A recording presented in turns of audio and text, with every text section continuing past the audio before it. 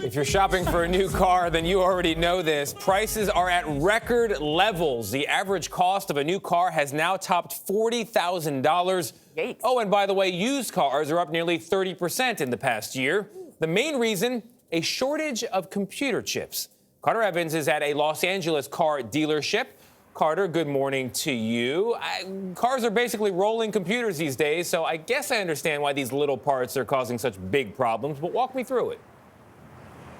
Yeah, and I want to show you what we're talking about here. These are all microchips. This is from an old laptop I had, and all these little squares here, they're microprocessors. Well, these new cars behind me, they have hundreds of these chips inside. They control everything from running the engine to rolling up the windows. But now, because of the shortage, some car makers are scaling back on features. Others are shutting down production altogether. And that is bad news if you're buying a car. The cool part is you can actually put the seats down. When Nina and Ziska went shopping recently for a new car, there were few options and no deals. How much more did you spend than you wanted to? I probably am spending closer to $100 more a month than I wanted to. She was hoping to lease the same model Volkswagen Jetta that her brother got 9 months ago for $250 a month. She was quoted $315, 26% higher.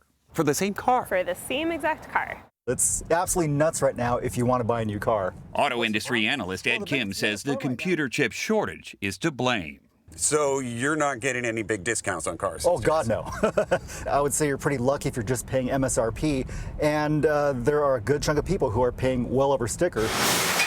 During the pandemic, U.S. automakers temporarily closed factories and canceled orders for computer chips amid plunging sales. So chip makers focused instead on making smaller chips for electronics like refrigerators, TVs, phones, and laptops, which are all in high demand now. Once you adapt your supply chain to something else, it takes a while to go back. I struggle to see things going back to what they were, for another, I would say, 6 to 9 months. In the meantime, some automakers are storing unfinished vehicles. Ford says it's putting the brakes on production at some factories this summer.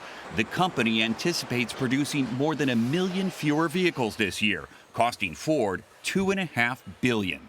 But at the same time, over the last couple of months, we've got stimulus money rolling in. We've got tax returns coming in. So people are ready to buy a car. And many are now turning to used vehicles, driving prices up 30% in May, with some models reselling for more than they did when they were new. Making matters worse, rental companies are scrambling to buy fleets of cars after selling off nearly 800,000 of them during the pandemic. As a result, daily rental car rates more than doubled. Many of the rental car companies have actually been looking to used car auctions, which is something that just normally does not happen. So what advice would you give to someone who needs to buy a car in the next 6 months? Well, if at all possible, wait, because the supply is so low. People are having a very hard time finding the exact configurations they want. You may need to be a little bit more flexible on those things.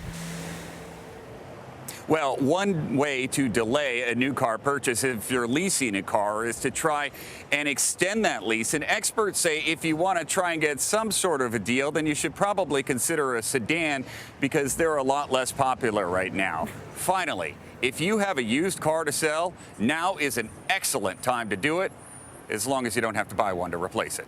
All right, Carter Evans for us. Thank you. I think the important part is point A to point B. You said you were able to sell your car? I got $6,000 over the Blue Book value, but again, then I had to buy a car. Yeah. So you end up, the exchange is a little. But it's a serious situation. Even the White House asking for help, and the Senate passing bipartisan legislation to try and make sure that there's money going toward this problem. It makes me nostalgic, and I bet a lot of people at home feel this too, for the day when a computer was a computer and a car was a car, and they were not the same thing. Yeah. That it's all dealership connected. Now it's the same thing. The dealership Carter's at is actually where I bought my car.